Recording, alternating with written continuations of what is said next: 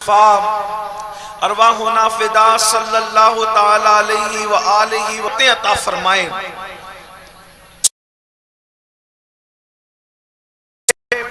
علماء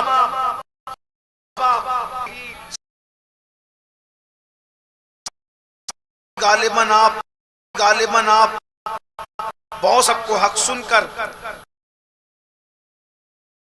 کی توفیق ہمارے بزرگوں سے ایک واعظ اور خطابت کا جو یہ نام ہے، اللہ تبارک ہر نبی اس لیے کہ کتاب سب نہیں پڑھ سکتے مگر آئے وہ سب بندہ سنتا ہے اور سمجھتا ہے، اور خطاب کے لیے کتاب سے زیادہ آسان، اس لیے جب تک کہ اللہ رب العزت نے کتاب بھی عطا فرمانے صاحب کتاب بھیجا، جانے کے لیے صاحب کتاب کو بھی خطاب فرما صلی اللہ علیہ وآلہ۔ اکثر صحابہ سے دین اللہ تبارک تاثیر عطا کرتا ہے۔ حضرت بغداد الاولیاء ہمارے حضور دستگیر قادر جیلانی ہوتا، آپ بھی بہت خطیب تھی اپنے دور۔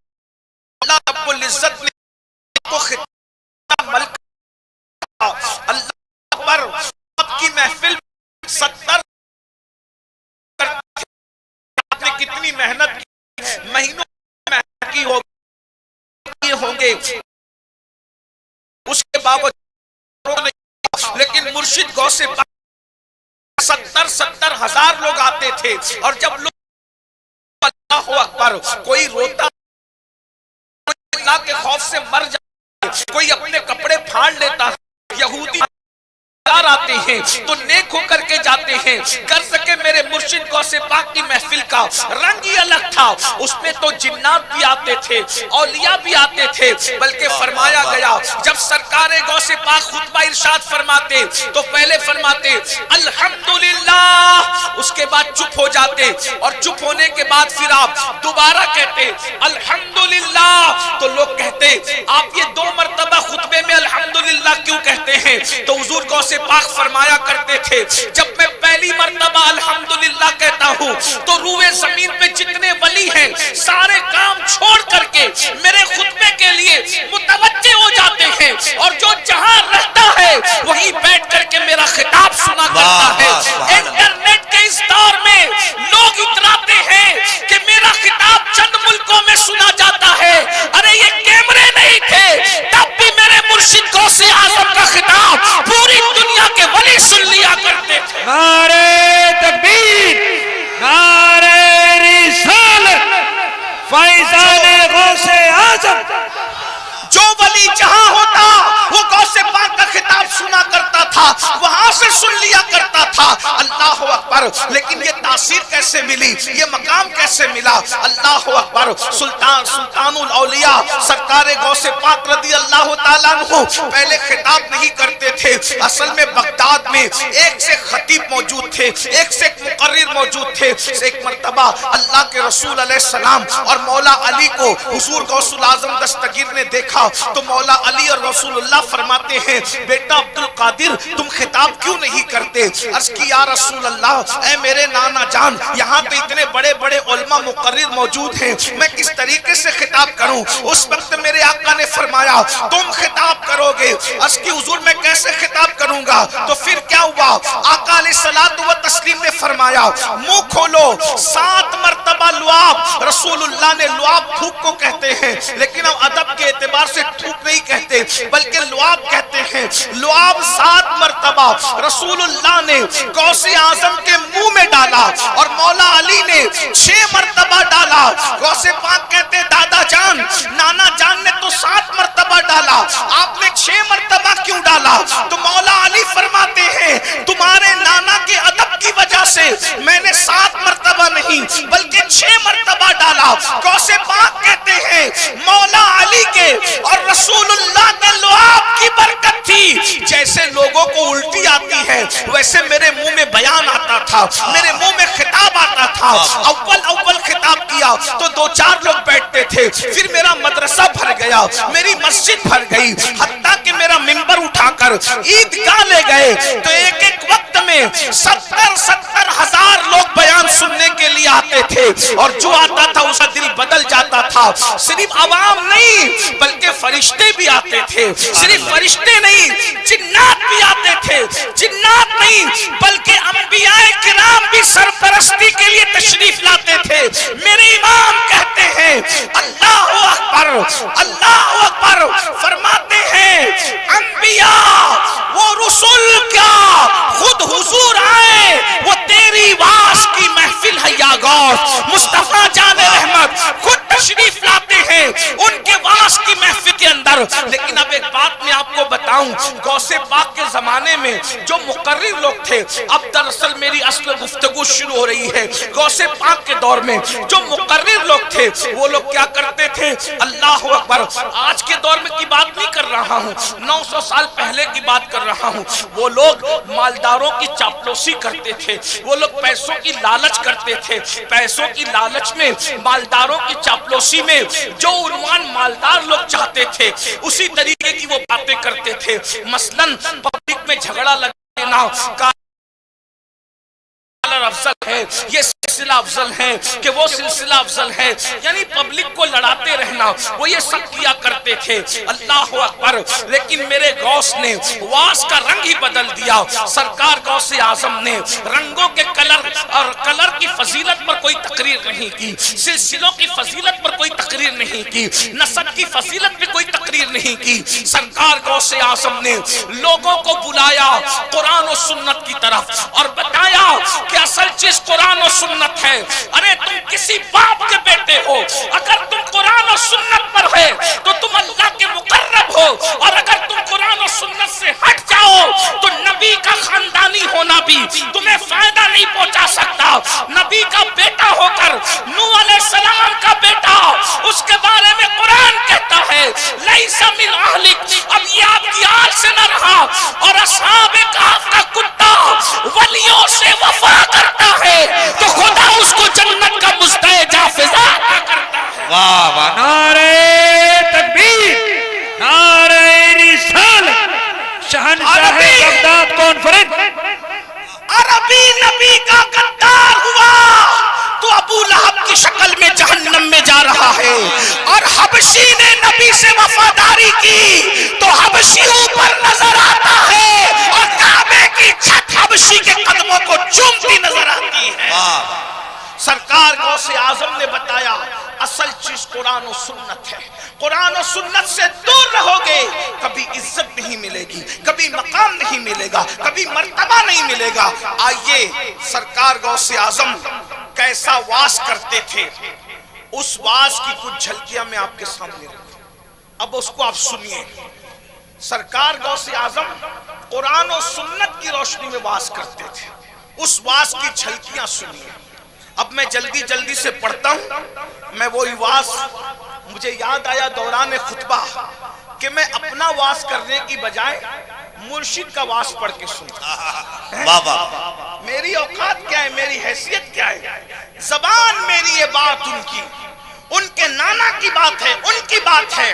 آئیے اب دھیان سے سننا، بہت وقت آپ کا نہیں لیں گے، وقت زیادہ ہوا ہے، سردی کا موسم بھی ہے اور آپ بہت دیر سے بیٹھی ہیں، کئی خطبہ کو آپ نے سن لیا ہے، اور میں جانتا ہوں یہاں کے لوگ بہت اچھا سننے کے عادی ہیں، یہاں کے لوگوں کو جو بول دو وہ کرتے ہیں۔ جیسے مثال کے طور پہ وہ جو لوگ کھڑے ہیں، اگر میں ایک جملہ کہہ دوں گا بیٹھ جاؤ تو دیکھنا ابھی سب بیٹھ جائیں گے، کچھ آپ نہیں بولی، بیٹھ جائے ماشاءاللہ۔ دیکھیے یہ میری قوم ہے، ہم لوگوں کو ان پہ فخر ہے، ہم فخر کرتے ہیں اپنی قوم پہ کہ جو کام سیاسی لیڈر برسوں میں نہیں کر سکتے ہم ایک سیکنڈ میں اپنی قوم سے وہ کام لے سکتے ہیں۔ سبحان اللہ۔ ہماری قوم ہم سے اتنی محبت کرتی ہے۔ تو اللہ کے بندو میں بہت دیر ٹائم نہیں لوں گا، آپ کا تاکہ آپ جلدی سے گھر بھی جائیں. پھر کل بھی محفل ہونی ہے, گزرے ہوئے کل بھی محفل ہوئی, آنے والے کل بھی محفل ہوگی. اب ذرا توجہ سے سنیے گا اللہ کے بندو, غوث پاک نے کیسا واز کیا ہے. دراصل ان کا واز مصطفیٰ جان رحمت کا واز ہوا کرتا تھا. وہ واز کے اندر قرآن و حدیث پیش کرتے تھے.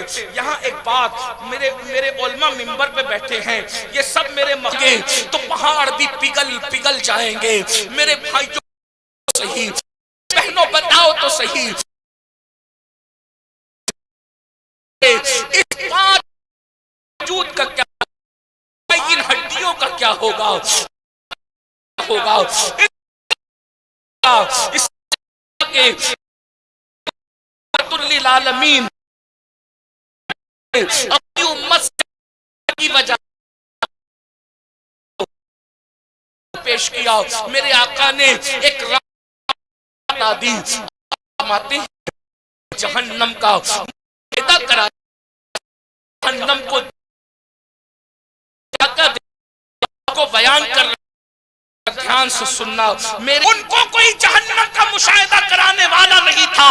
ہمارے پاس تو اللہ نے وہ رسول عطا کیا ہے جو زمین میں بیٹھ کر کبھی آسمانوں کی خبر دیتے ہیں, کبھی جنت کی خبر دیتے ہیں, کبھی جہنم کی خبر دیتے ہیں. ارے وہ میرے نبی کو خدا نے وہ آنکھیں عطا کی ہے. وہ جنت اور جہنم کا دیکھنا تو چھوٹی بات ہے, وہ جنت اور جہنم بنانے والے خدا کا دیدار بھی اپنی آنکھوں سے کر لیا. نعرہ تکبیر, نعرہ رسالت. جس کو دیکھا یہ موسیٰ سے پوچھے کوئی, شاخ والے کی ہمت پہ لاکھوں سلام. وہی ہے اول, وہی ہے یہ رجب کا مہینہ چل رہا, وہی ہے آخر, وہی ہے ظاہر, وہی ہے باطن, اسی کے جلوے, اسی سے ملنے, اسی سے اس کی طرف ہے. واہ واہ واہ, یہ اپنے نبی کی شان ہے. جس نبی کا تم نے کلمہ پڑھا ہے وہ نبی فرما, حرام دیکھنے سے توبہ کر لو, مت دیکھو حرام, بند کر دو فلمیں دیکھنا, گندی فلمیں دیکھنا بند کر دو, ورنہ تمہارے میرے سچے رسول نے فرمایا جہنم کی آگ کا سیسہ پگھال کر تمہاری آنکھوں میں ڈالا جائے گا. تمہیں ڈر نہیں لگتا, تمہیں اپنے آپ سے محبت نہیں ہے, تمہیں اپنے آپ سے پیار نہیں ہے. جب یہ آنکھیں پیاس کے ننھے ذرات اس میں چلے جائیں تو یہ آنکھیں رونے لگتی ہیں. اس آنکھ میں دھول چلی جائے تو یہ آنکھیں رونے لگتی ہے, اس آنکھ میں دھواں چلا جائے تو یہ آنکھیں رونے لگتی ہے. کتنی کمزور ہیں یہ آنکھیں. میرے بھائی اپنے آپ پہ رحم کر لو, رحم کرو. نہیں کسی سے پیار کرتے, اپنے آپ سے پیار کر لو. یہ جوانی فلمیں دیکھنے کے لیے نہیں, یہ جوانی زنا کے گندے مناظر دیکھنے کے لیے نہیں, یہ جوانی عورتوں کو تکنے کے لیے نہیں, یہ جوانی آنکھوں کا مس یوز کرنے کے لیے نہیں. یہ جوانی اللہ نے دی ہے, اس کا صحیح استعمال کر لو, آنکھوں پہ کنٹرول کر لو. ایک بات بتاؤں, حدیث پاک میں آیا ہے جو حرام دیکھنے سے اپنی آنکھ کو اس لیے روک لے کہ اللہ دیکھ رہا ہے, اللہ اس کو بے حساب جنت نعیم میں داخل فرمائے گا. سبحان اللہ. بے حساب جنت میں جانا چاہتے ہو, حساب و کتاب کے بغیر جنت میں جانا چاہتے ہو تو اپنی آنکھوں پہ کنٹرول کرنا سیکھو, حرام سے اپنی آنکھوں کو بچاؤ. ماں اور بہنوں سے بھی کہتا ہوں وہ بھی مردوں کو, ہیروں کو, فلموں کو دیکھنے سے بچے. آج کل کی عورتیں تو سیریل دیکھتے دیکھتے کھانا بناتی, آج کل کی عورتیں تو گانا سنتے سنتے کھانا بناتی.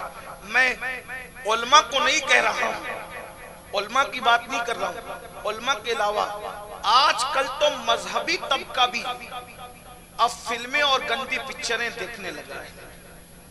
یعنی داڑھی بھی ہے, نماز بھی پڑھتے ہیں, حج بھی کرتے ہیں, عمرہ بھی کرتے ہیں, اور موبائل کے اندر مشکل پاسورڈ بھی ہے کیونکہ گندی فلمیں رکھی. اسمارٹ موبائل جس کے پاس ہو اور وہ اپنے آپ کو گندگی سے بچا لے, اس کا مطلب وہ اس زمانے کا ولی ہے. کیا بات ہے, بڑی معذرت کے ساتھ شیطان نے کسی کو بچنے نہیں دیا. اب تو مسجد کے حجروں میں بھی گندی فلمیں دیکھی جا رہی ہیں. علماء نہیں دیکھ رہے، علماء کی بات نہیں کر رہا. اب تو مسجدوں کے اندر بھی گندی تصویریں پہنچ گئی ہے. ارے کیا جواب دو گے اللہ کو؟ رات کے شیطان کے ہاتھوں کی کٹ پتلی بنتے ہو اور صبح کو ولیوں جیسی باتیں کرتے ہو. حضور غوث اعظم جس شہنشاہ بغداد کی کانفرنس رکھی ہے وہ غوث پاک فرماتے ہیں کہ جو لوگوں کے سامنے گناہ نہ کرے اور تنہائی میں گناہ کرے وہ زندیق ہے، زندیق. لوگ دیکھ رہے ہیں تو ہم بڑا لقمہ نہیں کھاتے اور تنہائی میں زنا کی فلمیں دیکھتے ہیں. لوگ دیکھ رہے ہیں تو ہم سگریٹ نہیں پیتے. ابھی ایک صاحب اعلان کر رہے تھے نا کہ آپ لوگ سی سی ٹی وی کیمرے کی زد میں ہو. ہر جگہ لکھا ہو سی ٹی وی کیمرے کی زد میں ہو تو آدمی ناک صاف نہیں کرتا، کیمرے میں آ جاؤں گا. اور اللہ دیکھ زنا بھی کرتے ہو. سی سی ٹی وی کیمرے کی زد میں ہو تو گٹکے کا تھوک نہیں تھوکتے کہ میں سی سی ٹی وی اپنے جیسا انسان دیکھ رہا ہے. اتنی محتاط زندگی اللہ دیکھ رہا ہے، اتنی آوارگی والی زندگی. جتنی عزت تم نے سی سی ٹی وی کیمرے والوں کی ہے اتنی عزت تم اللہ کی نہیں کر سکتے. جو اللہ کے برابر کسی کو قرار دے وہ مشرک ہو جاتا ہے. جو اللہ بڑھ کر لوگوں کو رتبہ دے اگر وہ زندیق نہیں تو کون زندیق ہے؟ بھئی لوگ دیکھ رہے تو بڑا لقمہ نہیں کھاتے اور اللہ تو کیا کیا نہیں کرتے. تو غوث پاک فرماتے جو اکیلے میں گناہ کرے اور لوگوں کے سامنے گناہ نہ کرے وہ زندیق ہے، زندیق. لوگوں نے پوچھا کیوں زندیق ہے؟ کہ لوگوں کے ڈر سے وہ گناہ چھوڑتا ہے، اللہ کے ڈر سے نہیں چھوڑتا. یعنی جتنی اہمیت لوگوں کو دی اتنی اہمیت بھی تم نے اللہ کو نہیں دی. میرے بھائی بتاؤ نا اللہ کی کیا عزت کر رہے ہو؟ لوگ کہتے ہیں آج مسلمانوں کی کہ گھروں پہ بلڈوزر چل رہے ہیں. میں نے کہا چھوٹا ہے، بددعا دینے نہیں آیا لیکن حقیقت پیش کر رہا ہوں. میں ظالموں کی حمایت نہیں کرتا، میں تو یہ کہتا ہوں اللہ ہر ظالم کو کیفر کردار تک پہنچائے. لیکن تم سے گفتگو کر رہا ہوں، غور سے سننا. تم کہتے ہو کہ ہماری گھروں پہ بلڈوزر چلے، میں نے کہا چھوٹا ہے. بیٹی کو رشتے نہیں آتے، میں نے کہا چھوٹا عذاب ہے. برباد ہو رہے ہو، چھوٹا عذاب ہے. کیوں؟ اس لیے کہ وما قدر اللہ حق قدری، تم نے اپنے اللہ کی وہ قدر کی جو قدر کرنے کا حق تھا. باپ دیکھے تو ہم سگریٹ نہیں پیتے اور اللہ دیکھ رہا ہے تو زنا کرنے کی ہمت کیسے ہوتی؟ پیر کے آگے ہاتھ باندھ کے کھڑے رہتے ہو کہ پیر دیکھ رہا ہے تو نہ ادھر دیکھتے ہو نہ ادھر دیکھتے ہو. اور اللہ دیکھ رہا ہے تو زنا کی فلمیں تک دیکھتے ہو، سود تک کھاتے ہو، حرام تک کھاتے ہو. اللہ کی عزت کیا کی ہے اس قوم نے؟ اگر آج نہیں سدھرو گے یہ تھوڑا ہو رہا ہے بیت المقدس میں، یہ تھوڑا ہو رہا ہے ہند اور سندھ میں. اس لیے کہ جو قوم خدا کی عزت کرنا چھوڑ دیتی ہے اللہ اس قوم سے عزت کے ساتھ جینے کا حق چھین لیتا ہے. اللہ کی عزت کرو گے تو عزت پاؤ گے، اس کے رسول کی عزت کرو گے تو عزت پاؤ گے. بتاؤ اللہ دیکھ رہا ہے جب تمہارا یقین ہے. اسی پہ بات کر لوں، اللہ دیکھ رہا ہے. اگر پولیس والا پوائنٹ پولیس دیکھ رہا ہے، ہیلمٹ پہن لیتے ہو پینلٹی مار دے گا. 500 بچانے کے لیے اچھی بات ہیلمٹ پہننا چاہیے. میں اپنی قوم سے کہتا ہوں بائک چلاتے وقت تو ہیلمٹ پہنو، یہ اپنی سیفٹی کے لیے. کار میں بیٹھتے وقت سیٹ بیلٹ لگاؤ، یہ اپنی سیفٹی کے لیے. اچھی ملک کے قانون کو فالو کرو، اچھی بات. لیکن ایک بات کہتا ہوں، پوائنٹ پولیس دیکھ رہا ہو تو ہیلمٹ پہن لیتے، پوائنٹ پولیس دیکھ رہا ہو تو سگنل کراس نہیں کرتے، پوائنٹ پولیس دیکھ رہا ہو تو سیٹ بیلٹ باندھتے ہو. ان کے دیکھنے کا اتنا خیال اللہ دیکھ رہا ہے. تمہارا عقیدہ ہے نا؟ کس کا عقیدہ ہے اللہ دیکھ رہا ہے؟ کس کا؟ بات نہیں سمجھ میں آ رہی ہے. یہ ڈر گئے بہت زیادہ. بولو بھائی میں کوئی غصے والا آدمی نہیں ہوں، یہ تقریر کا میرا لہجہ ایسا ہے، ورنہ میں بڑا نرم دل آدمی. بولو بھائی اللہ دیکھ رہا ہے، کس کا عقیدہ ہے؟ سبحان اللہ. اٹھا کے ذرا بتائیں کہ کس کا عقیدہ ہے. الحمدللہ. بولو اللہ دیکھ رہا ہے نا. جب ابا دیکھ رہے ہوتے تو سگریٹ نہیں پیتے، پیر صاحب دیکھ رہے ہوتے تو گٹکا نہیں کھاتے. اللہ دیکھ رہا ہے جھوٹ کیسے بولتے؟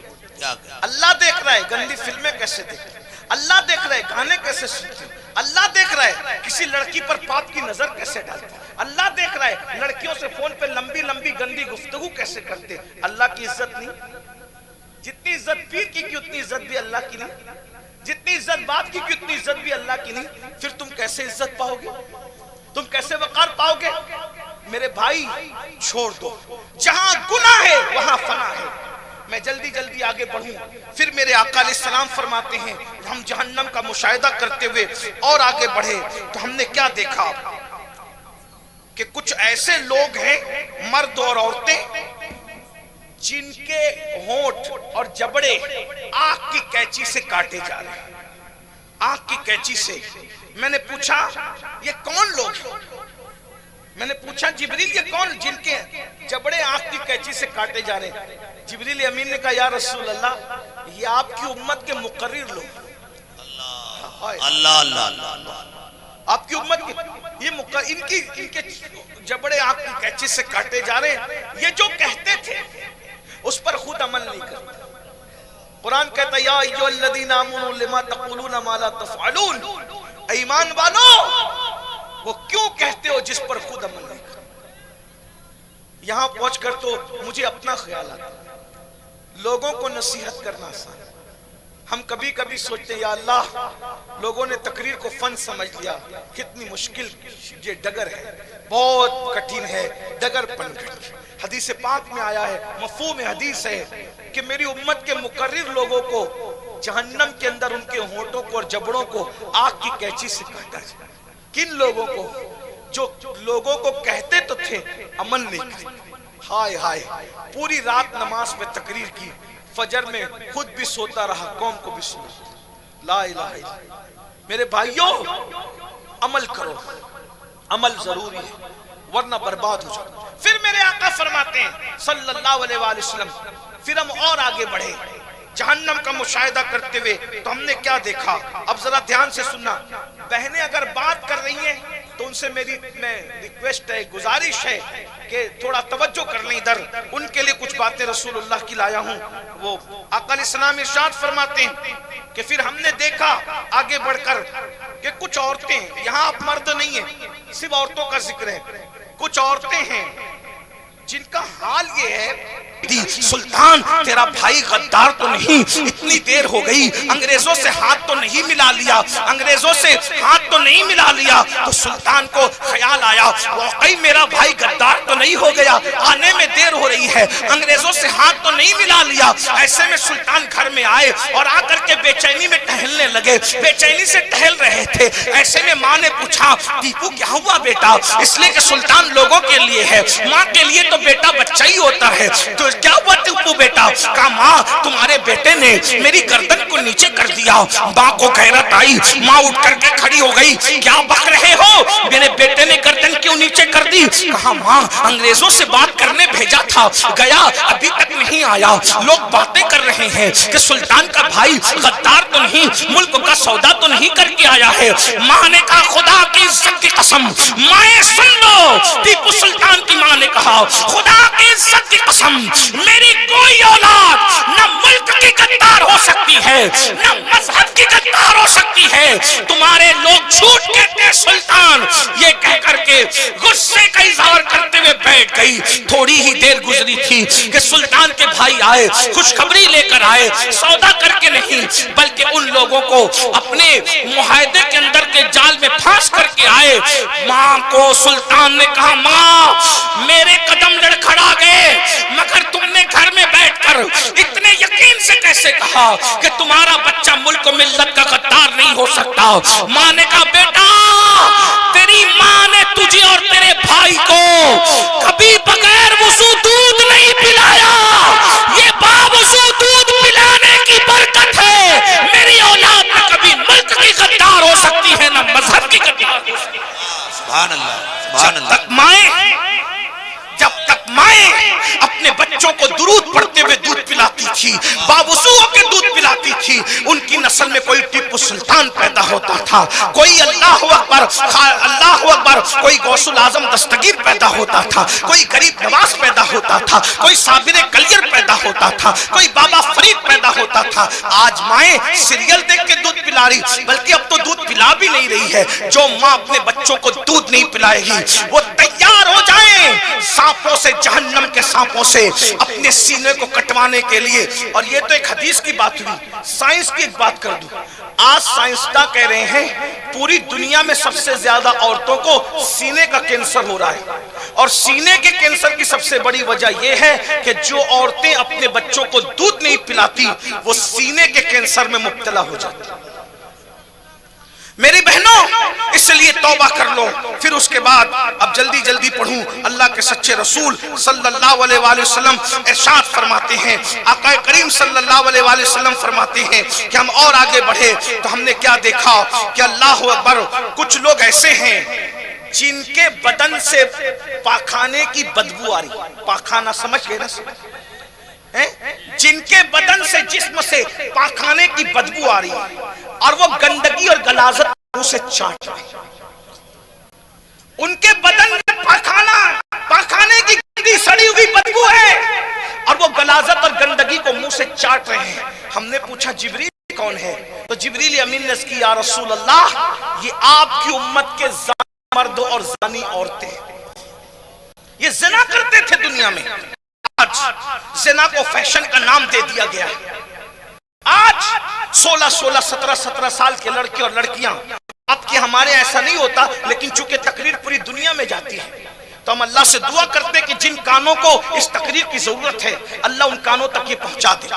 آپ ایسے نہیں ہیں لیکن بات ہوتی ہے، حاضروں کو مخاطب کر کے غائب لوگ تک بات پہنچانا مقصود ہوتا ہے۔ اللہ سے دعا ہے کہ جن کانوں کو اس گفتگو کی ضرورت ہے اللہ ان کانوں تک پہنچا دے۔ اب زیادہ وقت نہیں، بہت مختصر میں ایک بات سب کر کے سمیٹ لوں گا۔ 16 17 سال کی عمر میں زنا عام ہو رہا ہے۔ آج سے 10 سال پہلے کسی مفکر نے کہا تھا ہر 5 منٹ میں زنا ہوتا ہے۔ اللہ اکبر، 10 سال پہلے یہ حال تھا، اب کیا حال ہو رہا ہوگا؟ اب تو یہ باتیں سننے میں آتی ہے کہ بھاوج کے ساتھ دیور نے غلاظت کر دی، سالی کے ساتھ بہنوئی نے غلاظت کر دی، پیر نے مریدہ کے ساتھ غلاظت کر دی، اس نے اس کے ساتھ کر دی، اس نے اس کے ساتھ کر دی۔ یہ سچے پیروں کے لیے نہیں کہہ رہا ہوں میرے بھائی، ایک عام بات میں کہہ رہا ہوں۔ وہ دعا تعویذ کرنے والے نے اس کے ساتھ ایسا کر دیا۔ وجہ ایک بات، عورتوں کی طرف سے بے پردگی عام ہو گئی، مردوں کی طرف سے نگاہوں پہ کنٹرول ختم ہو گیا۔ قرآن کہتا ہے قُل لِّلْمُؤْمِنِينَ يَغُضُّوا مِنْ أَبْصَارِهِمْ، مومنوں سے کہہ دو محبوب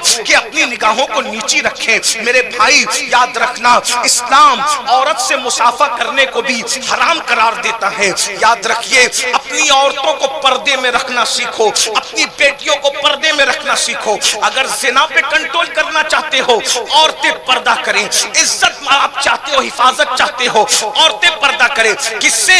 میرے بھائی جب نبی سے پردہ کرنا فرض ہے تو اب آپ کس کے سامنے بے پردہ اپنی بیٹی کو لے جانا چاہتے ہیں؟ چچا زاد بھائی سے پردہ کرنا فرض ہے، خالہ زاد بھائی سے پردہ کرنا فرض ہے، پھپھی زاد بھائی سے پردہ کرنا فرض ہے، دیور سے پردہ کرنا فرض ہے، جیٹ سے پردہ کرنا فرض ہے۔ افسوس آج آپ لوگ پردے کے جو ہے وہ دور سے دور چلے جا رہے ہو۔ آپ کو پتا ہے اللہ کے رسول علیہ السلام نے شب معراج جب جنت کی سیر کی تو میرے آقا نے معراج سے آ کر کے بتایا، آقا کریم فرماتے ہیں کہ میں نے جنت کے دروازے پہ لکھا ہوا دیکھا کہ جنت دیوسوں پر حرام کر دی گئی ہے، جنت دیوسوں پر حرام کر دی گئی ہے۔ صحابہ نے پوچھا یا رسول اللہ یہ دیوس کون ہے؟ تو آقا فرماتے ہیں جس کے گھر کی عورتیں بے پردہ گھومتی ہے اور وہ منع نہیں کرتے، وہ دیوس ہے۔ دیوس اللہ نہ ان کی نمازیں قبول کرتا ہے، نہ ان کی دعائیں قبول کرتا ہے، نہ ان کا فرض قبول کرتا ہے، نہ ان کا نفل قبول کرتا ہے۔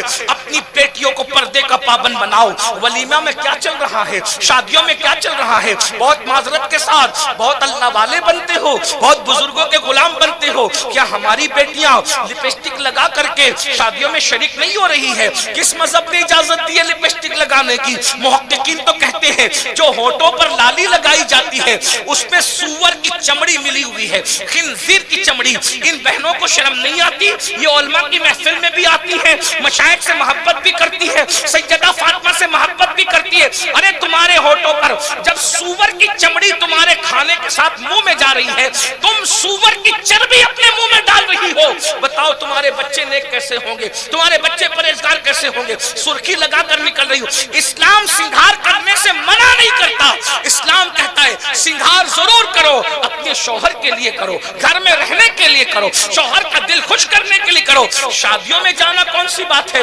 میں تو آپ کو مشورہ دیتا ہوں, اگر آپ زنا پہ کنٹرول چاہتے ہیں, شادی میں ولیمے میں جانا میں حرام نہیں کہہ رہا ہوں, یہ فیصلہ تو مفتیان کرام کریں گے. احتیاطی تدابیر کوئی چیز ہوتی ہے, اپنی عورتوں کو شادی بیاہ سے روکو. کیا کہنے کیا کہنے کیا منع کر دو. ارے جب فتنے کے خوف سے ہم اللہ کے گھر نہیں بھیجتے اپنی عورتوں کو, فتنے کے خوف سے جب اللہ کے گھر میں نہیں بھیجتی اپنی عورتوں کو, تو فتنے کے خوف سے اگر دوسروں کے گھر سے روک لیے تو کون سی قیامت آ جائے گی؟ کیا بات ہے. نکال دو یہ سب معاملات. یہ شادی بیاہ آج کل کانٹیکٹ پیدا کرنے کے لیے سبب بنتے ہیں. کیوں؟ شادی بیاہ میں اوپن ماحول ہوتا ہے, عورتیں مردوں کا اختلاط ہوتا ہے, اور اسی میں لڑکے لڑکیوں کے رابطے ہو جاتے ہیں. میں کھل کر کے بات کرنے کا عادی ہوں, بزرگ لوگ بیٹھے ان کا لحاظ بھی کرنا ہے, لیکن آپریشن تو کرنا پڑے گا نا بھائی. اگر سب لوگ ڈریں گے جھجکیں گے تو پھر بات کیا ہوگی؟ حق ہے, حق آپ ہے. کو برا, لوگوں کو گناہ کرنے میں جب شرم نہیں ہے تو ہم گناہ سے روکنے میں کیوں شرم کرنے لگے؟ کیا کہنے. جو سچائی ہے وہ ہے, یہ شادیاں سبب بنتی ہے کانٹیکٹ جوڑنے کا. یہ شادیاں سب, ہر شادی نہیں, لیکن یہ اوپن ماحول ہم دیکھ رہے ہیں ہر شادی میں. ہم یہ ہمارے یہاں تو اور برا حال ہے, مہاراشٹر, ممبئی کے, ناسک وغیرہ کے, سورت, گجرات, یہ سب کے علاقوں میں تو دلہن کو لا کر کے اسٹیج پہ بٹھانے. آج کل پاکستانی سیریلوں کا بھوت اتنا سوار ہے کہ اس میں جو دیکھ رہے ہیں وہ کر رہے ہیں. تم نے کلمہ نبی کا پڑھا ہے کہ پاکستانی سیریلوں کا پڑھا؟ کیا کہنے. کس کے امتی ہو, شرم نہیں آ رہی ہے تمہیں؟ ارے سیریل دیکھ کر زندگی وہ گزارے جس کے پاس رسول اللہ کی زندگی نہیں ہے. ہم سیریلوں کے محتاج نہیں ہیں, ہمارے پاس تو خدا کے محبوب کی زندگی ہے. تیری سیرت, تیری صورت زمانے سے نرالی ہے, تیری ہر ہر ادا پیارے دلیلیں بے مثال ہیں. سبحان اللہ, سبحان اللہ. لعنت ان پاکستانی سیریلوں پر اور کوئی بھی ملک کے سیریل پر. بیٹی کو دولہا بعد میں ہاتھ لگا رہا ہے, پہلے سارے باراتی اس سے مسافر کر رہے ہیں. یہ شادی خانہ آبادی نہیں ہے, یہ شادی خانہ بربادی ہے. جس شادی میں دلہن پہ پہلے لعنت برسے اس پہ رحمت کب برسے؟ جس کو شوہر کا ہاتھ لگنے سے پہلے ویڈیو گرافر کا ہاتھ لگے. اپنی شادیوں میں ویڈیو بنواتے ہو نا, وہ ویڈیو گرافر ادھر دیکھ ادھر دیکھ, ادھر ہاتھ کر ادھر, دولہے کا ہاتھ بعد میں لگ رہا ہے, پہلے وہ ویڈیو کیمرے والے کا ہاتھ لگ رہا ہے. ہائے ہائے کیا غیرت ہے. اور سب شوق سے, بہت معافی کے ساتھ, بہت. اب تو مذہبی لوگوں کے یہاں بھی کیمرے ہیں. شرم نہیں آئی, شرم نہیں آئی. کون سے مذہبی بنتے ہو؟ با مسلمان, اللہ اللہ, با برحمن, رام رام. مذہبیت صرف داڑھی ٹوپی کا نام نہیں ہے, صرف کرتے اور جبے اور امامے کا نام نہیں. میرے آقا نے فرمایا التقوی ہاں ہونا. مذہبی ہونے کی پہچان تو اصل پہچان شادی اور میت ہی میں ہوتی ہے, ورنہ اسٹیج پر تو سبھی مذہبی بنتے ہیں, جلسوں میں تو سبھی مذہبی بنتے ہیں. اگر کسی کو چیک کرنا کہ کتنا مذہبی ہے, اس کے بیٹے کی بارات دیکھ لو. ہم کو عنوان دیتے ہو مولانا جہیز کے خلاف تقریر کرو, جلسے میں اپنی صدارت میں تقریر کرواتے ہو مولانا جہیز کے خلاف تقریر کرو, اور بیٹے کی بارات لے جاتے ہو تو پہلے خود ہی بیٹے کا سودا کرتے ہو. بتائیں کون کنٹرول کرے گا؟ بولے نہیں میری بیوی نہیں مان رہی ہے. بڑا آیا بیوی کا فرما بردار, سالن میں نمک زیادہ ہوا تو بیوی کو 3 تماچے لگا کے چپ بٹھا دیا, اور بارات اور شادی کے موقع پہ بیوی کے فرما بردار بن جاتی ہو. اور میری امی نہیں مان رہی ہے, اور میری بہن نہیں مان رہی ہے, اتنے فرما بردار ہو. آج یو پی, بہار, بنگال اور بہت سارے ہمارے ریاستوں میں 30-30, 35-35 سال کی بیٹیاں گھروں میں بیٹھی ہوئی ہے. یہ تمہاری ظالمانہ رسموں نے, جہیز کے ڈیمانڈ نے, جہیز کی مانگ نے ان بچیوں کو مرتد ہونے کے دروازے تک پہنچا دیا ہے. صرف جلسوں کے اندر درد بھری تقریر کرنے سے کنٹرول ہوگا؟ اٹھتے کیوں نہیں جہیز کے خلاف؟ مانگ کے خلاف اٹھتے کیوں نہیں؟ کیوں اپنے گھر سے شروعات نہیں کرتے؟ رسول اللہ نے دعوت کی شروعات اپنے گھر سے کی تھی. جلسے میں سب کرنا چاہتے ہیں، یہ کیوں نہیں کہتے کہ میں اپنے بیٹے کی شادی کروں گا تو ایک تار نہیں لوں گا جہیز میں؟ مانگنا تو دور کی بات، اگر سمجھی دے گا تو بھی کہوں گا میں اللہ سے چاہتا ہوں، تجھ سے نہیں چاہتا. تو نے بیٹی دی ہے، میرے لیے بہت خیر ہے. وہاں تو تمہیں سنت سمجھ میں آتی. اے مولانا جہیز سنت ہے. میں نے کہا فرض تیرے ہاتھ میں نہیں ہے، روزانہ 5 وقت فرض چھوڑ رہا ہے، وہ تیرے ہاتھ میں نہیں ہے. داڑھی کا واجب تجھے سجائی نہیں دیتا، یتیموں کے سر پہ ہاتھ پھیرنے والی سنت تجھے سجائی نہیں دیتی، پیٹ میں پتھر باندھنے والی سنت تجھے کبھی سمجھ میں نہیں آئی. یہ جہیز کی رقم لینا ہی تجھے. اور میں کہتا ہوں مفتیان کرام اور علماء بیٹھے ہوئے، کوئی جہیز لینا دینا کچھ سنت نہیں، کوئی سنت نہیں ہے. میں اپنی گفتگو کا ذمہ دار اکیلا ہوں، میں ثبوت کے طور پہ پیش کر رہا ہوں. بات کو سمجھ میں آئے تو قبول کرنا، نہیں سمجھ میں آئے تو چھوڑ دینا، کوئی بحث نہیں کرنا. لیکن ایک بات آئی تو رکھ دوں، کوئی جہیز سنت نہیں. وجہ میں علماء کی توجہ چاہتا ہوں سبق سنانے، اگر صحیح کہوں تو تائید کر دینا، نہیں تو میں اپنی بات واپس لے لوں گا. لیکن یہ میرے دل کا درد ہے، کوئی جہیز سنت نہیں ہے. آپ کہیں گے کہ پھر وہ جو مولانا روم نے بیان کیا، علامہ احمد نعیمی نے بیان کیا، میں نے کہا وہ بالکل صحیح بیان کیا، بالکل صحیح بیان کیا. ہم الٹا سمجھ گئے. سن لیں، کوئی جہیز سنت نہیں. نمبر ایک آپ کہتے ہو کہ رسول اللہ نے اپنی بیٹی سیدہ فاطمہ کو جہیز دیا. آپ بور تو نہیں ہو رہے؟ اتنا سن سکتے ہیں نا. ایک عنوان اور باقی 5 منٹ اس پہ بولوں گا، پھر ختم کر دوں گا، آپ کو زیادہ تھکاؤں گا نہیں. سن لیجئے، آپ توجہ کر لیں. وہ حدیث پاک کا ایک ٹکڑا صرف رہ گیا ہے، بیچ میں یہ بات نکل آئی، درد دل کے طور پہ. بہت تکلیف ہوتی ہے بھائی، ہماری بیٹیاں لوجوں میں بک رہی ہے بھائی، ہماری بیٹیاں سگنلوں پہ بھیک مانگ رہی ہے بھائی. پورے ملک میں سب سے زیادہ بچیاں یو پی کی بچیاں ارتداد کی طرف جا رہی، اور یو پی میں بھی وہ شہر، اب نام نہیں لیتا، کلیجہ منہ کو، وہ شہر جس میں علماء مشائخ کی بڑی تعداد. کیوں؟ اس لیے کہ ہم نے شادی کو اتنا مشکل کر دیا، اتنا مشکل کر دیا. آج ہماری بیٹیوں کو رشتے نہیں آتے، بیٹیاں رشتہ نہ پا کر ارتداد کی دہلیز پہ جا رہی. ذرا سوچو، ہم کسی مردہ نبی کا کلمہ نہیں پڑھتے، ہم تو زندہ نبی کا کلمہ پڑھتے. تو زندہ ہے واللہ، تو زندہ ہے واللہ. میرے چشم عالم سے چھپ جانے والے، جب رسول اللہ کی امت کی کوئی بیٹی، حضور کی کوئی امتی بیٹی، جب کسی کافر اور مشرک کے ہاتھ میں ہاتھ دے کر اپنا مذہب تبدیل کرتی ہوگی تو رسول اللہ پر قبر میں کیا گزرتی ہے، گنبد خضرا میں حضور کے دل پہ کیا گزرتی ہے. قیامت کے دن حضور تمہارا اور میرا دامن پکڑ کے کہیں گے، او ظالموں، میری امت کی بیٹیاں جہیز اور یہ لایانی رسومات کی وجہ سے فتنہ ارتداد کا شکار ہو رہی تھی، تم نے کیا کیا؟ صرف جلسوں میں درد بری باتیں کی. جب تک کہ لین دین اور مانگنے بھیک مانگنے کا سلسلہ ختم نہیں کرو گے، یہ جلسے تمہیں نہیں بخشوائیں گے. یہ میرے جذبات نہیں، یہ حقیقت ہے. رسول اللہ کا پہ کیا گنبد خضرا میں حضور کے دل پہ کیا حضور پہ بے چینی ہوتی ہوگی جب حضور کی کوئی ایک امتی بیٹی کسی مشرک کا ہاتھ پکڑ کے اس کے مذہب میں داخل. وہ بے خبر تو نہیں نا میرے بھائی. جو رسول کانٹا چبھنے پر اتنے بے چین ہو جائیں امتی کے، تو جہنم میں جانے والی مشرکہ بننے والی بیٹی پر حضور کتنا بے چین ہوتے ہوں گے. اللہ اکبر. لیکن ہم نہیں سدھریں گے. جلسے اصلاح معاشرہ کے منعقد کر کے کام نہیں بنیں گے جب تک خود نہیں بدلو گے. سن لیجئے، آپ لوگ بات کرنے لگ گئے تو کوئی بات نہیں، میں بات پوری کر لوں. آپ ناراض تو نہیں ہو رہے میری بات؟ توجہ سے سن لیں، توجہ سے سن لیں. یہ بات نہیں کرے بھائی، 5-10 منٹ کا ٹائم دے دے بس. سارا مجمع سن رہا ہے، 2-4 لوگ بات کرتے ہیں تو ڈسٹرب ہو جاتا ہے.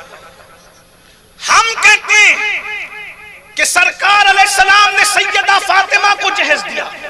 اب میں ایک سوال کرتا ہوں کہ اگر حضور نے سیدہ فاطمہ کو جہیز دیا ایک بیٹی کو، تو رسول اللہ کی ایک بیٹی تو نہیں تھی، 4 تھی. ان تینوں کو کون سا جہیز دیا وہ ثابت کرے. کیا بات ہے، کیا بات ہے، کیا کہا. اس کی وجہ یہ ہے کہ اللہ کے رسول علیہ السلام فرماتے ہیں ایک کھجور اگر اس کے 2 ٹکڑے برابر برابر کر کے اولاد کو نہیں دیا تو قیامت کے دن پوچھا جائے گا کہ اولاد میں برابری کیوں نہیں کی؟ جو کھجور کی تقسیم میں اتنی برابری کا حکم دیتے ہوں، ارے جو چومنے میں بھی برابری کا حکم دیتے ہیں کہ 2 بچے کھڑے، اس کو چومو تو اس کو بھی چوم دو، اس کو کچھ دیا تو اس کو بھی دو، برابری کرو۔ تو اگر حضور علیہ السلام نے سیدہ فاطمہ کو جہیز دیا تو حضور کی 4 شہزادیاں تھیں نا، زینب بنت محمد کو کون سا جہیز دیا بتاؤ؟ ام کلثوم بنت محمد کو کون سا جہیز دیا بتاؤ؟ رقیہ بنت محمد کو صلی اللہ علیہ وآلہ وسلم کون سا جہیز دیا بتاؤ؟ یہ بتانا پڑے گا، نمبر 1۔ نمبر 2، جس مولا علی کو حضور نے سیدہ فاطمہ کے نکاح کے موقع پہ جہیز دیا، وہ مولا علی کی تقریباً 9 بیٹیاں تھیں، تو 9 بیٹیوں میں مولا علی نے کس کس کو جہیز دیا وہ بتاؤ؟ بتاؤ۔ صدیق اکبر نے اپنی کون سی، جو صدیق اکبر کے سامنے ہوئی نا سیدہ فاطمہ کی شادی، جب جہیز دینا سنت ہی تھا تو صدیق اکبر نے سیدہ عائشہ کو کون سا جہیز دیا وہ بتائیے؟ یعنی سنت صحابہ کو نہیں سمجھی، اور یہ پوری دنیا میں نہ شام والوں کو سمجھ رہی، نہ یمن والوں کو سمجھے، صرف انڈیا پاکستان والوں کو سمجھ، پورا دین انہیں کو سمجھ رہا ہے، جن کو جمعہ کی 2 رکعت پڑھ کے ایسے بھاگنا ہے جیسے اسکول کی چھٹی ہونے پہ بچے بھاگتے ہیں اسکول کے۔ پھر آپ کہیں گے کہ پھر ہوا کیا بھیا یہ تو بتا، تب بتاتا ہوں۔ دراصل حضور نے بیٹی کو کچھ نہیں دیا، حضور علیہ السلام نے داماد کو بھی کچھ نہیں دیا، نہ بیٹی کو دیا نہ داماد کو دیا۔ مولانا روم نے صحیح لکھا، مفتی احمد یار خان نے صحیح لکھا، ہم نے غلط سمجھا، نہ بیٹی کو دیا نہ داماد کو دیا۔ کس کو دیا؟ دراصل قصہ یہ ہے کہ حضور علیہ السلام کی پرورش 10 سال کی عمر کے بعد ہوئی تھی چچا کے گھر میں، 25 سال تک اسی گھر میں رہے۔ پھر اس کے بعد جب رسول اللہ کی عمر 29-30 سال کی ہو گئی تو ان کے اسی چچا کے گھر میں بچے زیادہ ہو گئے، تو حضور کو یہ خیال آیا کہ میرے چچا کے گھر میں بچے زیادہ ہیں تو ہم ان کا بوجھ بانٹ لیں۔ تو اپنے دوسرے چچا حضرت عباس سے کہا کہ تمہارے بھائی کے بچے زیادہ ہیں، ہم ان کے بچے بانٹ لیتے ہیں۔ تو گئے چچا کے گھر، کہا چچا جان ہم چاہتے ہیں کہ آپ کے بچوں کو اپنی گود میں لے لیں، ان کو پال لیں، آپ کا بوجھ کم ہو جائے گا۔ کبھی ایک کام کرو، جعفر اور علی کو لے جاؤ، باقی میرے پاس رہنے دو، عقیل کو اور طالب کو میرے پاس رہنے دو، باقی جعفر اور علی کو لے جاؤ۔ تو حضرت جعفر طیار کو لے لیا حضرت عباس ابن عبد المطلب نے، اور مولا علی کو بچپن سے لے لیا میرے نبی نے۔ سبحان اللہ، یہ قدرت کا نظام تھا کہ محبوب علی پلے گا بچپن سے تیری گود میں، بچپن سے پلے گا، بہانہ ہوگا کثیر العیالی کا، اور مصطفیٰ جان رحمت کی گود میں پلنا نصیب ہوگا علی کا مقدر۔ تو بچپنے سے مولا علی کس کے گھر پلے؟ نبی کے گھر، کھلایا نبی نے، پلایا نبی نے، جوان کیا نبی نے، تو یہ تو نبی کی اولاد کی حیثیت سے گھر میں پلے۔ اب مولا علی کا کوئی گھر نہ تھا کیونکہ نبی کا گھر علی کا گھر تھا، پلے تھے یہیں، بڑے تھے یہیں، تو شادی کرنا کس کی ذمہ داری تھی؟ بولو بھائی کس کی ذمہ داری تھی؟ جس نے پالا تھا اسی کی ذمہ کرم پر تھا، ہے نا؟ تو اب خود کا گھر نہیں تھا تو گھر دلانا کس کو تھا؟ جس نے پالا۔ گھر میں برتن نہیں تھے تو گھر کے سامان کا انتظام کس کو کرنا تھا؟ جس نے پالا۔ تو رسول اللہ نے نہ بیٹی کو دیا نہ داماد کو دیا، جس بھائی کی پرورش بچے کی حیثیت سے کی تھی اس بھائی کو سب کچھ دیا۔ تو لوگوں کو یوں سمجھا کہ جہیز دیا جہیز دیا جہیز دیا۔ میرے بھائی اگر مولا علی کا نکاح سیدہ فاطمہ کے ساتھ نہ بھی ہوتا تو بھی نبی دیتے۔ کیوں دیتے؟ کیونکہ پالا انہوں نے نا، بڑا کیا انہوں نے نا، بلند کیا انہوں نے نا۔ تو یہ ہے نبی نے نہ داماد کو دیا نہ بیٹی کو دیا، نبی نے کس کو دیا؟ بولو بھائی کس کو دیا؟ بھائی کو دیا۔ تو اگر تم بھی بھائی کو دیتے ہو تو ہم تمہیں سلام کرنے کے لیے تیار ہیں۔ یہ جہیز جہیز جہیز کی بات ختم کرو، اور اگر بالفرض کوئی ثابت کر ہی لے جائے، میں ضد نہیں کرتا، اگر آپ زید ثابت بھی کر لیں تو جتنا نبی سے جہیز مانگا تو تو نہیں گیا تھا نا, نبی نے تو جہیز عطا کیا. تو میرے بھائیوں ان بچیوں کا خیال کرنا ہمارے ذمے پر ہے. میرے آقا صلی اللہ علیہ وآلہ وسلم نے فرمایا پاخانے کی بدبو آ رہی تھی ان کے جسم سے, وہ غلاظت کو چاٹ رہے تھے جو دنیا کے اندر زنا کرتے ہیں. میرے بھائیوں اللہ کے رسول علیہ السلام نے فرمایا گندگی میں بھرا ہوا سور اپنی گود میں لینے سے بدتر ہے کہ کسی عورت کا کندھا تمہارے کندھے سے مس ہو جائے. عورتوں سے دور رہو. آقا فرماتے ہیں جہاں ایک مرد ایک عورت اکیلے رہتے ہیں وہاں تیسرا شیطان رہتا ہے. اس لیے کبھی کسی عورت سے دوستی نہ کرو, اجنبی عورتوں سے دوستی نہ کرو, ان کو نہ دیکھو, اس لیے کہ ان کو دیکھنا شیطان کے زہریلے تیروں میں سے ایک تیر ہے. اور ایک بات یہ بھی یاد رکھنا, حضرت ابن حجر حیتمی رحمت اللہ علیہ فرماتے ہیں اگر تم چاہتے ہو کہ تمہارے گھر کی عورتیں پاک دامن رہے تو تم دوسروں کی عورتوں کو پاک دامن رکھو, تمہارے گھر کی عورتیں بھی پاک دامن رہے گی. اور اگر تم نے کسی کے ساتھ زنا کیا, تم نے کسی کی بیٹی سے زنا کیا تو تمہاری بیٹی سے بھی زنا ہو جائے گا, اس کا بدلہ لے لیا جائے گا. زانی کی نسلوں سے اس کا بدلہ لیا جاتا ہے. لوگ سمجھتے ہیں ہم پاپ کرتے رہے ہماری بیٹیاں محفوظ رہے, نہیں. امام ابن حجر حیتمی کہتے ہیں کہ جو خود زنا کرے گا اس کی نسلوں سے زنا کیا جائے گا. اپنی بیٹیوں کو بچانا ہے, اپنی بیویوں کو بچانا ہے, اپنی بہنوں کو بچانا ہے. پاک دامن رہو, توبہ کر لو. اور ایک بات اور عرض کر دوں, پہلے عورتیں بانجھ ہوتی تھی تو بچے نہیں ہوتے تھے. اب ڈاکٹروں کی اور سائنس کی تحقیق ہے کہ مرد بانجھ ہو رہے ہیں. اور مرد کیوں بانجھ ہو رہے ہیں یہ ڈاکٹر ابھی نہیں بتا پا رہے کہ مرد کیوں بانجھ ہوتا ہے. صوفیوں نے بتایا 900 سال پہلے. صوفیہ کہتے ہیں کہ شادی سے پہلے جو لڑکے زنا کرتے ہیں یا اپنے ہاتھوں سے اپنی جوانی کو بستر پہ ضائع کرتے ہیں, ہاتھوں سے مشتزنی کر کے جوانی کو ضائع کرتے ہیں, وہ شادی کے بعد بانجھ کر دیے جاتے. پہلے عورتیں بانجھ ہوتی تھی. یہ ہنسنے کی بات نہیں ہے, یہ تو کسی فقیر کے دل کا درد ہے جو آج زنا کرتے ہیں. اللہ اکبر. سرکار غریب نواز فرماتے ہیں کہ روایت میں آتا ہے کہ جو زنا کرنے کے بعد غسل کرتا ہے ہر قطرے کے بدلے میں 1 سال کا گناہ اس کے نامہ اعمال میں لکھا جاتا ہے. اور بزرگوں نے فرمایا زانی اگر 7 سمندروں کے پانی سے غسل کر لے تو بھی اس کے دل پر جو زنا کا تھپا لگا ہے اس کو دنیا کی کوئی طاقت دھل نہیں سکتی. میرے بھائیوں توبہ کر لو, بربادی سے بچ جاؤ گے. اور آخری بات کے طور پہ یہ عنوان بڑا طویل سا ہے. اللہ کے رسول علیہ السلام فرماتے ہیں ہم اور آگے بڑھے تو ہم نے کیا دیکھا کہ جہنم کے اندر ایک بہت بڑی چٹان ہے.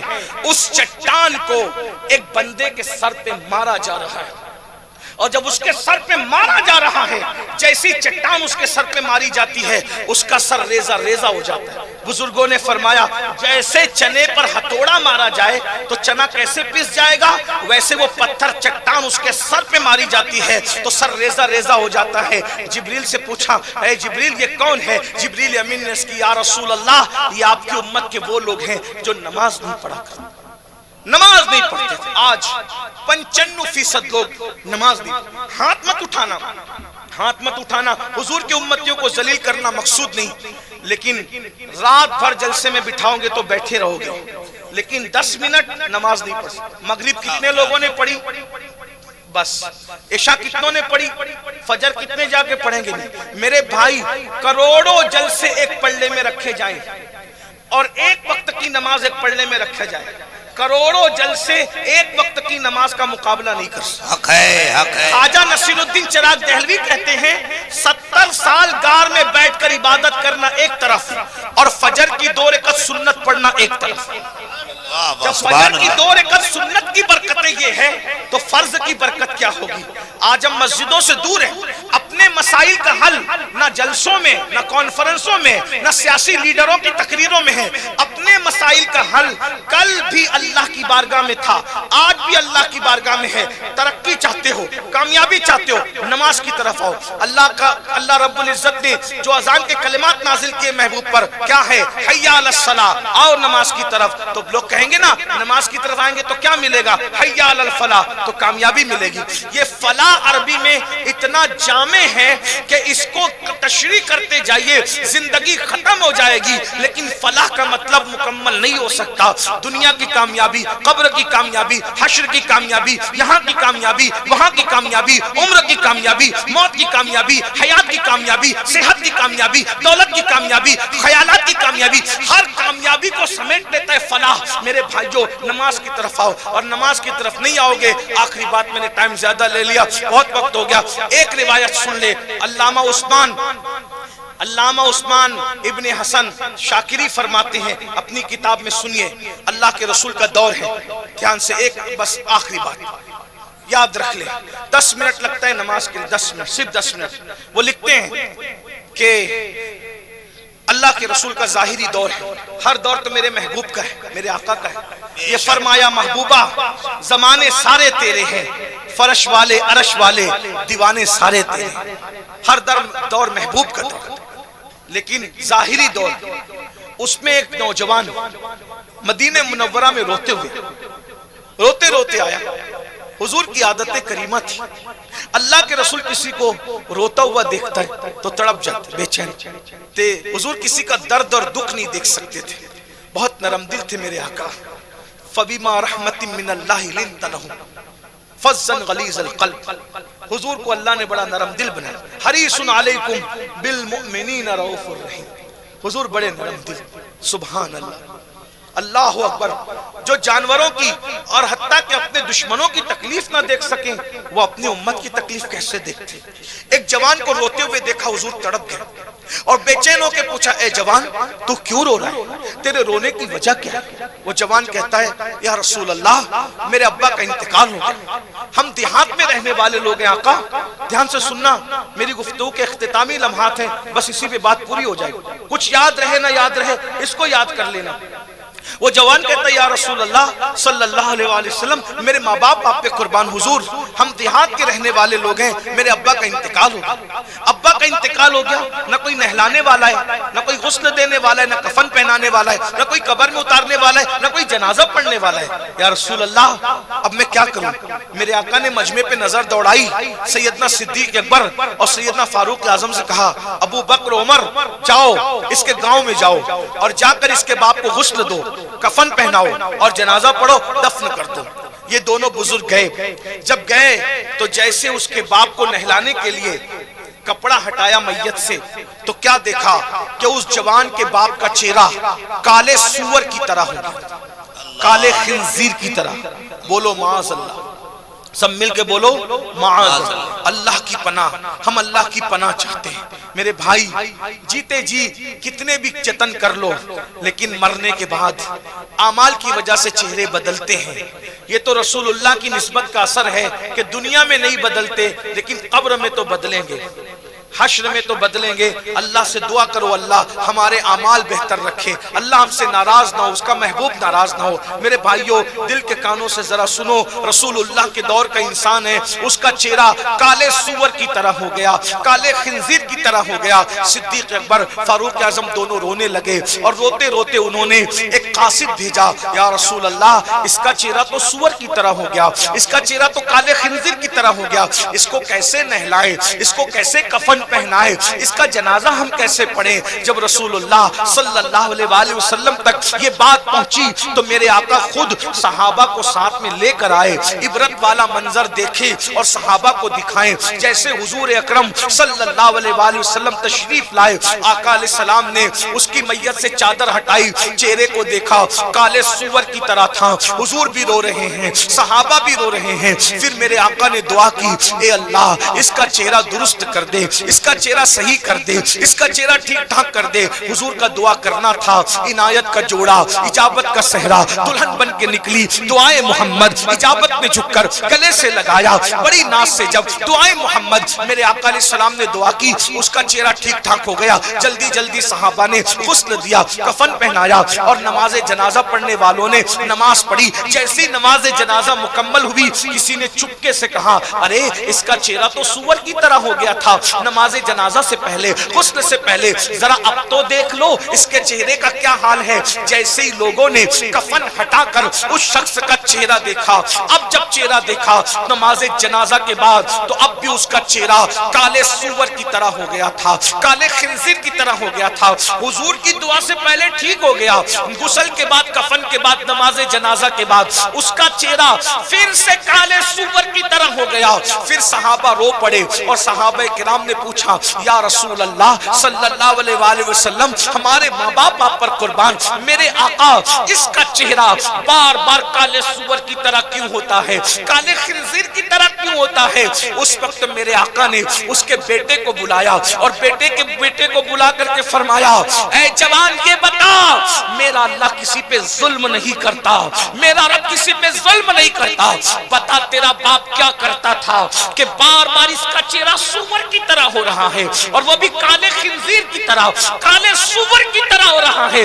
اس جوان نے کہا یا رسول اللہ میرا باپ بہت نیک تھا، میرا باپ کوئی گناہ نہیں کرتا تھا، وہ سارے نیک کام کرتا تھا، بس اس میں ایک کمی یہ تھی کہ جب نماز کا وقت آتا وہ سو جایا کرتا تھا، وہ نماز نہیں پڑھتا تھا۔ میرے آقا علیہ السلام نے صحابہ کو یہ سنایا، پھر فرمایا اے میرے صحابہ، جو دنیا میں نماز نہیں پڑھے گا، جب قیامت کے دن وہ اپنی قبر سے اٹھے گا تو اس کا منہ کالے سور کی طرح کر دیا جائے گا، کالے خنزیر کی طرح کر دیا جائے گا۔ اے غوث اعظم کے جلسے میں آنے والوں، میرے بھائیوں، میری بہنوں، بتاؤ ہمارے چہرے پہ پھنسی نکل آتی ہے، ہم شادی میں نہیں جاتے، چہرے پہ پھنسی نکل آئے، ہم دوستوں کی محفل میں نہیں جاتے، چہرے پہ پھنسی نکل آئے، ہمیں شرم آتی ہے، اور اللہ نہ کرے ہزار بار نہ کرے قیامت تک ہماری نسلوں میں اللہ اپنے محبوب کا واسطہ، اپنے محبوب کے محبوبوں کا واسطہ، کسی کو کبھی برس نہ ہو، سفید داغ نہ ہو، لیکن اگر سفید داغ کسی کے منہ پہ ہو جائے اس کا جینا موت سے بدتر ہو جاتا ہے۔ حالانکہ کوئی بری بات نہیں، بیماری اللہ کسی کو بھی دے سکتا ہے اور بیماری پہ صبر کرنے پہ جنت ہے، لیکن اگر چہرے پہ سفید داغ آ جائے انسان شرم کے مارے لوگوں کے درمیان بیٹھنا بند کر دیتا ہے، آنا جانا بند کر دیتا ہے۔ اب میں پوچھتا ہوں بھائیوں، میری بہنوں، میرے بھائیوں، بتاؤ سفید داغ آ جائے ہمیں اتنی شرم آتی ہے، اگر پھنسی نکل آئے اتنی شرم آتی ہے، بتاؤ اپنے جیسے انسانوں کے سامنے سفید داغ لے کر نہیں جا سکتے، اپنے جیسے انسانوں کے سامنے پھنسی لے کر نہیں جا سکتے۔ میرے بھائی جب نماز نہ پڑھنے کی وجہ سے یہ منہ سور کی طرح ہوگا، کالے سور کی طرح، تو کالے سور کا منہ لے کر نبی کی بارگاہ میں قیامت میں کیسے جاؤ گے، اللہ کی بارگاہ میں کیسے جاؤ گے؟ اور پھر سوچو جس کا منہ سور کا ہو جائے کیا وہ جنت میں داخل کیا جائے گا؟ وہ جنت میں جائے گا؟ کیوں نہیں پڑھتے نماز؟ زیادہ وقت نہیں لگتا بھائی، دوستوں کو ٹائم دیتے ہو، بیوی کو ٹائم دیتے ہو، بچوں کو ٹائم دیتے ہو، سب کو ٹائم دیتے ہو، اللہ کے لیے بھی ٹائم نکال لو بھائیو۔ 10 منٹ کا ٹائم لگتا ہے، 5 وقت کی نماز ہے، 50 منٹ کا ٹائم لگتا ہے، نماز پڑھو گے دنیا بھی کامیاب ہے، آخرت بھی کامیاب ہے۔ میرے بھائی جب نماز پڑھنے سے اللہ ملتا ہے، نماز پڑھنے سے کیا نہیں مل سکتا؟ نماز کے پابند بنو، ورنہ نبی پاک نے کہہ دیا کہ بے نمازی اپنی قبر سے کالے سور کی شکل میں اٹھے۔ آپ کو منظور ہے؟ آپ کالے سور کی شکل میں اٹھنا چاہتے ہیں؟ نہیں، بولو سب توبہ کریں گے، آج سے سب آج سے توبہ کریں گے، بولو سب نماز کی پابندی کریں گے۔ کتنے لوگ کریں گے؟ غوث پاک کے نام پہ ہاتھ اٹھا کر کے بتائے ہو سبحان انشاءاللہ۔ یہ مجھ سے وعدہ نہیں کرے، اٹھا کے رکھو تھوڑا، مجھ سے وعدہ نہیں کرو، یہ اپنے اللہ سے وعدہ کرو۔ ہاتھ اٹھاؤ تو بھی نماز فرض ہے، نہ اٹھاؤ تو بھی نماز فرض ہے۔ نماز پڑھ کے تم اللہ رسول کا کوئی بھلا اور فائدہ نہیں کر سکتے، اللہ رسول تم نفع نقصان سے پاک ہے۔ نماز پڑھو گے تو اپنا بھلا کرو گے، اپنا فائدہ کرو گے۔ اور بھی بات ذہن میں آتی ہے، لیکن اب بات میں بہت لمبا وقت لے چکا، 1.5 گھنٹے کا ٹائم میں نے آپ کا لے لیا، نہیں کرتے اس کے لیے میں معذرت چاہتا ہوں۔ 1 گھنٹے کا ٹائم تھا، 1.5 گھنٹہ لے لیا، بس دعا کرتا ہوں آپ نے بڑی محبتوں سے سنا، اللہ عمل کی توفیق عطا فرمائے۔ گفتگو کے درمیان کوئی غلطی ہو تو اللہ تعالیٰ معاف کر دے۔ استغفر اللہ ربی من کل ذنب واتوب الیہ وما علینا الا البلاغ۔ السلام علیکم ورحمۃ اللہ وبرکاتہ۔